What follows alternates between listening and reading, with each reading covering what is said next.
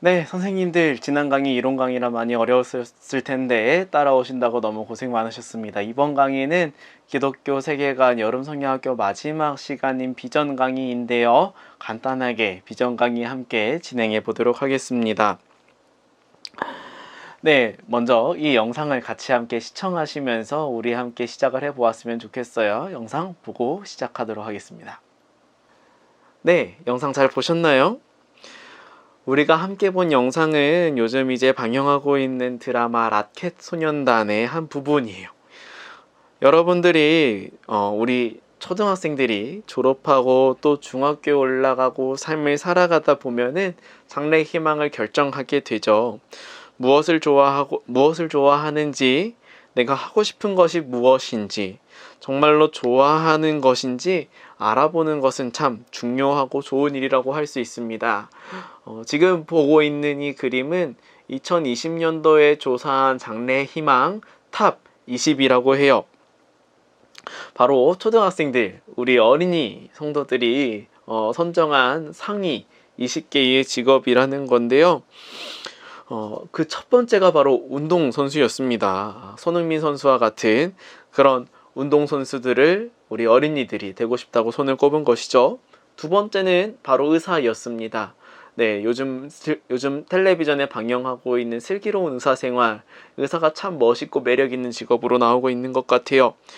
그리고 지금 그림에 보이는 것처럼 유튜브 크리에이터, 혹은 경찰, 혹은 사랑하는 사람들을 위해서 요리해주는 요리사, 그리고 웹툰 작가와 같은 그런 직업들도 요즘 어린이들이 많이 하고 싶어 한다고 합니다. 그러면은 이 시간에 대그룹 활동으로 같이 함께 한 가지 활동을 좀 해보려고 하는데요.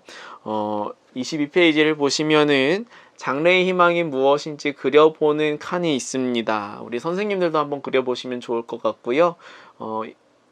여름 성경학교 때 공과를 진행하시면서 어린이들이 이 칸에 그림을 한번 그려볼 수 있도록 선생님들께서도 같이 잘, 온라인으로 진행이 되겠지만 함께 진행을 잘 해주시면 감사하겠습니다. 네, 서로 소그룹으로 혹은 대그룹 안에서 이제 이 내용을 같이 나누면서 서로의 이야기를 들어보는 시간들을 가질 거고요. 그리고 나서 이제 다음 페이지를 펼쳐보시면은 여러 가지 네모칸들이 등장을 합니다. 네모칸에 여러 가지 글자들이 있는데 이 글자에는 기독교 세계관과 관련된 글자들이 숨어 있습니다. 5개 이상 혹시 찾아볼 수 있을지 모르겠는데요. 그 글자들을 찾아보게 되면은 제가 지금 강습회니까 빠르게 좀 진행을 해보도록 하겠습니다. 창조, 타락, 구속, 순종, 사랑, 세계관, 안경, 예수님, 교회, 이런 세계관과 관련된 단어들을 찾아볼 수가 있습니다.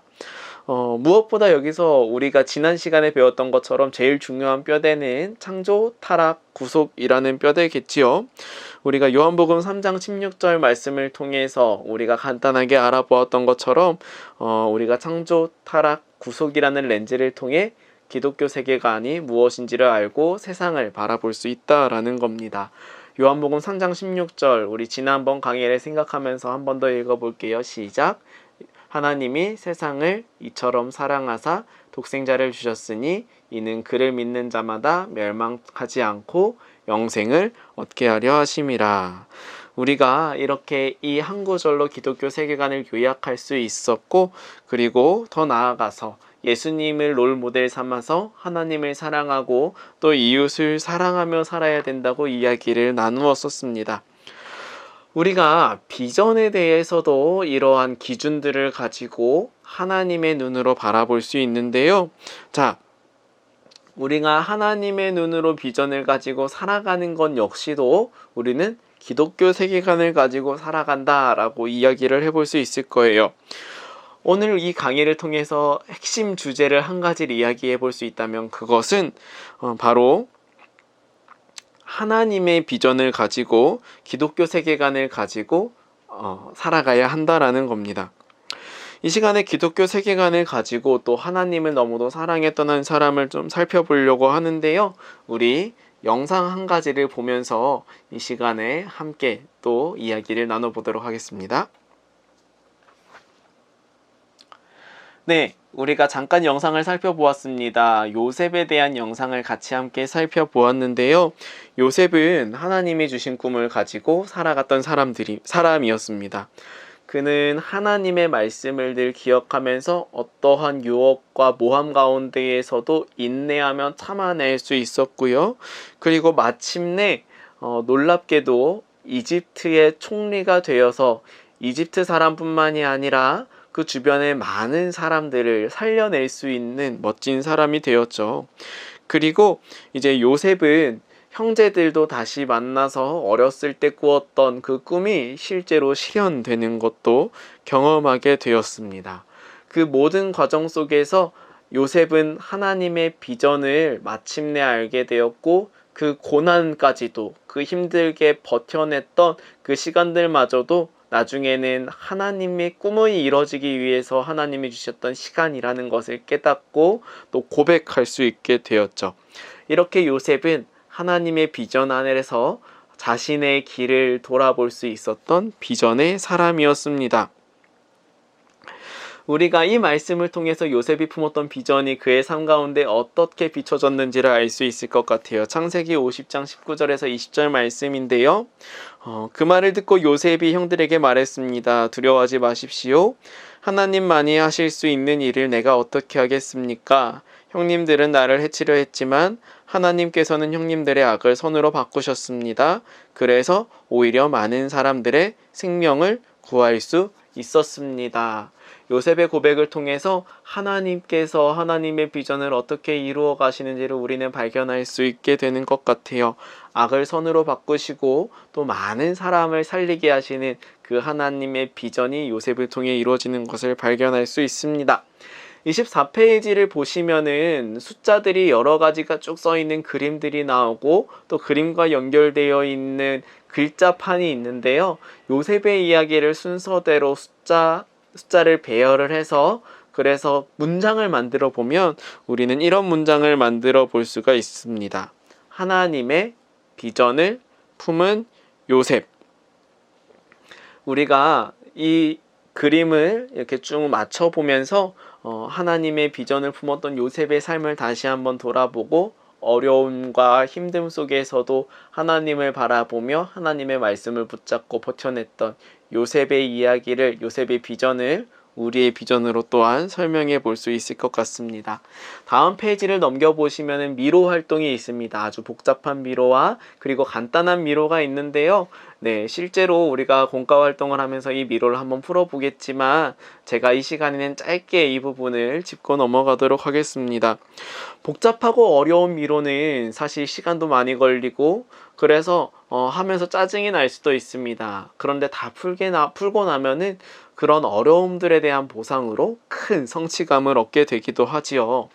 하지만 간단한 미로는 사실 너무 쉽게 풀 수 있겠지만 우리가 거기에 대해서 뿌듯한 감정을 느끼지는 않을 겁니다. 어쩌면 비전과 야망이 이렇게 복잡한 미로와 쉬운 미로로 설명될 수 있는 것 같기도 해요. 비전은 요셉의 인생처럼 힘들고 어렵고 복잡한 인생을 살아갈 수도 있겠지만 하지만 그 끝에서 하나님이 이루시는 일들을 볼 때에 우리는 큰 뿌듯함과 성취감 그리고 감사와 영광을 하나님께 올려드리게 되죠. 하지만 쉽게 가는 그런 모든 것들을 쉽게 이루려고 하고 짧은 길로 가려고 하다가는 우리는 성경에 있는 말씀처럼 넓은 길로 가다가 멸망하게 되는 그런 결말을 맞이하게 될지도 모릅니다. 자, 비전과 야망의 차이를 우리는 방금 전에 미로를 통해서 간단하게 살펴보았는데 이것을 우리가 조금 더 구체적으로 함께 나누어 보려고 해요. 자, 비전은 우리가 다음 이 뒤에 보이는 PPT 화면에 빈칸을 한번 채워보면서 설명을 해보면 좋을 것 같은데요. 이 빈칸에 들어갈 내용, 하나님이 나를 향한 땡땡이 비전이다 라고 이야기를 할 수 있을 텐데 그 땡땡은 무엇일까요? 바로 계획입니다. 에베소서 1장 4절을 보면은 이렇게 말씀하세요. 하나님께서는 이 세상이 창조되기 전 그리스도의 사랑 안에서 우리를 흠없는 거룩한 백성으로 선택하셨습니다. 세상을 만드시기 전에 하나님께서 이미 우리에 대해서 많은 계획 계획들을 가지고 계셨다라는 거예요. 비전이라는 기독교 세계관을 가진 사람은 하나님께서 나를 향한 계획을 가지고 계시다라는 것을 믿으면서 하나님의 계획 안에 나의 삶을 맞춰갈 수 있는 사람이라고 이야기할 수 있을 거예요. 이와 반대되는 야망은 무엇일까요? 바로 나를 향한 나의 계획이라고 이야기를 할 수 있을 거예요. 잠언 16장 9절을 보면요. 사람은 자기 마음의 앞날을 계획하지만 그 걸음을 정하시는 분은 여호와이시다 라고 이야기를 하고 있습니다. 사람이 자기 앞날을 계획해도 그 걸음을 정하시는 분은 하나님이시라는 거예요. 인간은 당장 한 치 앞도 알 수 없는 존재들입니다. 그런데 내가 나의 계획을 100% 맹신하고 그렇다면은 우리는 곧 넘어지게 될 거예요. 야망이 바로 그렇게 한 치 앞도 내다볼 수 없는 사람이 맹목적으로 나의 계획을 믿고 나아가는 것을 뜻한다는 거예요. 네, 정리해보면 비전은 하나님께서 나를 향해 가지고 계신 계획을 우리는 비전이라고 이야기해 볼 수 있을 거고요. 야망은 나를 향해서 내가 가지고 있는 계획을 우리는 야망이라고 이야기를 해볼 수 있을 것 같습니다. 네, 다음 두 번째 비전과 야망의 차이를 알아보려고 하는데요. 두 번째로 비전에 대해서 우리는 이렇게 설명할 수 있습니다. 하나님의 뜻에 순종하는 것이 비전이다. 로마서 5장 19절을 보면은 한 사람의 불순종으로 많은 사람이 죄인이 되었듯이 한 사람의 순종으로 많은 사람이 의인이 될 것이라고 이야기를 하고 있어요. 여기서 한 사람이 누구일까요? 불순종한 한 사람은 바로 아담이고 또 순종해야 한 사람은 예수님입니다. 비전은요, 하나님의 뜻에 순종하는 것이고 하나님의 뜻에 순종할 때에 예수님의 순종으로 타락한 온 인류가 구원을 받게 되죠. 야망은 무엇이라고 할 수 있을까요? 야망은 자기 뜻에 집착하는 욕심을 야망이라고 이야기할 수 있습니다. 야고보서 1장 15절을 보면 이렇게 말씀하세요. 욕심은 죄를 낳고 죄는 점점 자라 죽음을 가져옵니다. 네, 자기 뜻에 집착하고 욕심을 부릴 때 결국 그 욕심은 하나님의 뜻과 반하여서 하나님과 상관없는 죄를 낳게 되고 그 죄는 점점 우리 스스로를 잠식해서 사망에 이르게 만들 겁니다. 비전과 야망의 차이 세 번째를 함께 알아보겠습니다. 세 번째, 비전에 대해서 우리는 하나님의 영광을 위한 것이다 라고 이야기를 해볼 수 있을 것 같아요. 고린도전서 10장 31절을 보면 이렇게 이야기하십니다. 그러므로 여러분은 먹든지 마시든지 무엇을 하든지 모든 것을 하나님의 영광을 위해 하십시오. 우리가 무엇을 하든지 하나님의 영광을 위해 하라는 거예요. 웨스트민스터 소요리 문답 제1문에 인간의 제일 되는 목적은 무엇입니까? 라고 묻고 있습니다. 거기에 대한 답은 하나님을 영화롭게 하고 그를 영원히 즐거워하는 것이 인간의 제일 되는 목적이라고 이야기를 하고 있죠. 이런 비전과 반대되는 야망은 무엇이라고 이야기할 수 있을까요? 개인의 영광, 개인의 성공을 쫓는 것입니다. 그 대표적인 사람이 바로 사울이라고 이야기를 해볼 수 있을 거예요. 사무엘상 16장 14절을 보면은 여호와의 영이 사울에게서 떠났습니다. 그리고 여호와께서 보내신 나쁜 영이 사울을 괴롭혔습니다. 라고 이야기를 하고 있습니다. 사울은 처음에는 하나님의 뜻을 따라 살아가는 사람인 것 같았어요.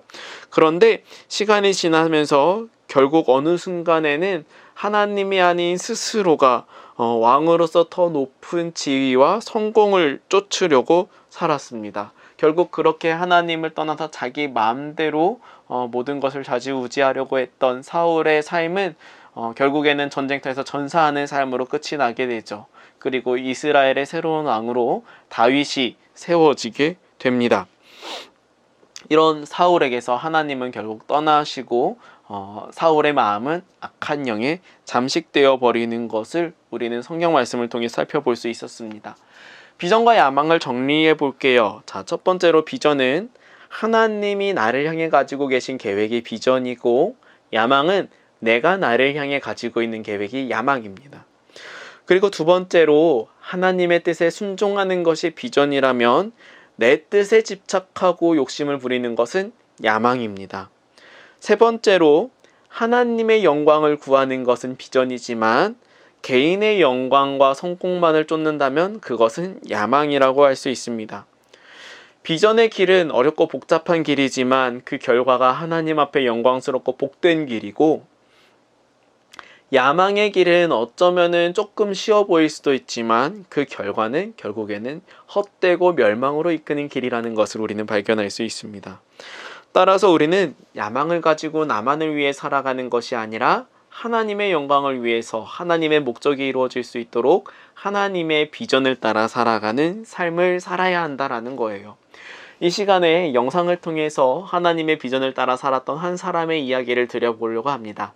우리 함께 영상을 통해서 한 분을 만나보도록 하겠습니다. 네, 우리가 영상을 통해 살펴보았던 이분은 바로 장기려 박사님입니다. 하나님의 약속을 먼저 생각하며 또 이웃을 향한 사랑을 실천했던 너무도 멋진 사람이었죠. 도립병원의 자리를 마다하고 가난한 농촌 사람들을 찾아갔던 의사였습니다. 자신의 월급을 털어서 가난한 사람들의 병을 치료해 주었고요. 한국전쟁 당시에는 가난한 사람들을 위해서 무료로 진료를 봐주는 복음병원을 열었습니다. 더 이상 형편이 어려워서 진료를 할 수 없게 되자 돈이 없어 퇴원을 못하는 사람들에게는 병원의 뒷문을 살짝 열어주어서 도망치게 했습니다. 청십자 의료보험 조합을 만들기도 했고, 그것이 오늘 우리가 누구라도 병원에 가서 쉽게 진료를 받고 치료를 받을 수 있는 의료보험의 기초가 되기도 했습니다.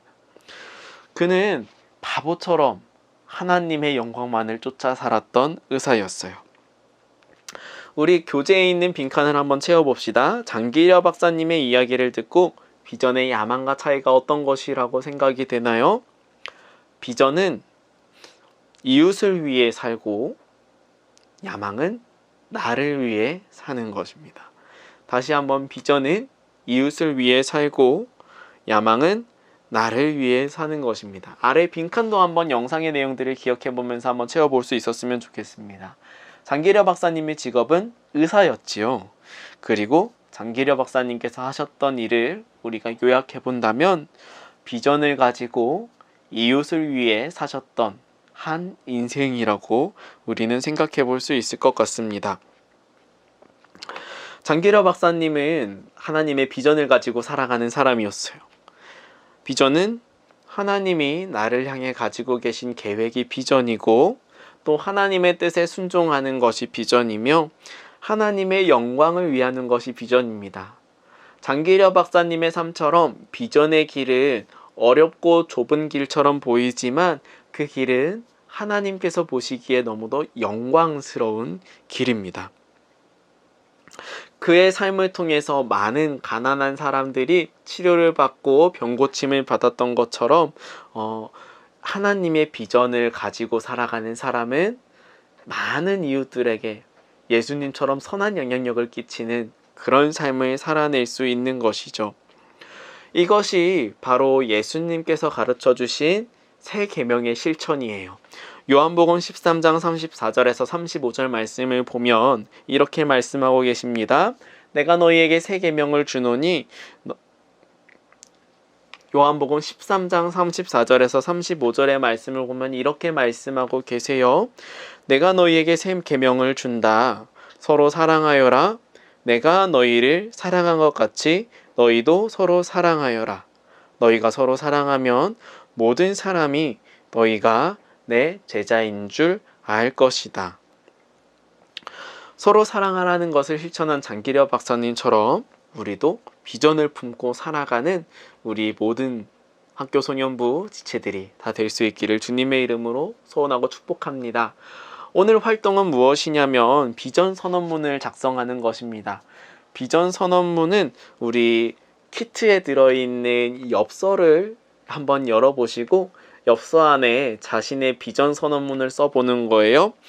그냥 나의 장래 희망을 쓰는 것이 아니라 그 앞에 수식어를 붙여보는 겁니다.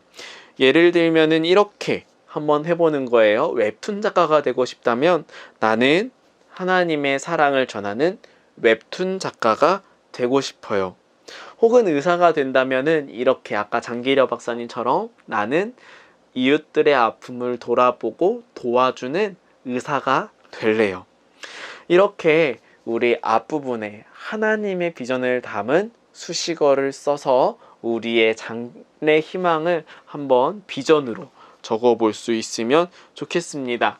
뒤에 있는 장래 희망은 언제든지 바뀔 수 있겠지만 앞에 있는 수식어는 바뀌지 않기를 소원해요. 이렇게 엽서를 작성해서 우리 반 선생님들과도 함께 나눠볼 수 있으면 좋겠습니다.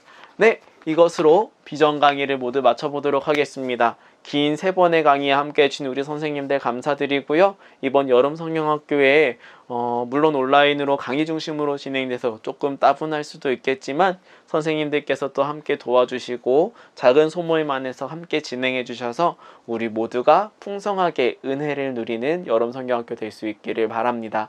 우리 여름 성경학교를 위해서 열심으로 기도해 주시기를 또한 부탁드리겠습니다. 우리 모두 각자의 자리에서 수고한 서로를 위해서 박수치며 마치도록 하겠습니다. 수고하셨습니다.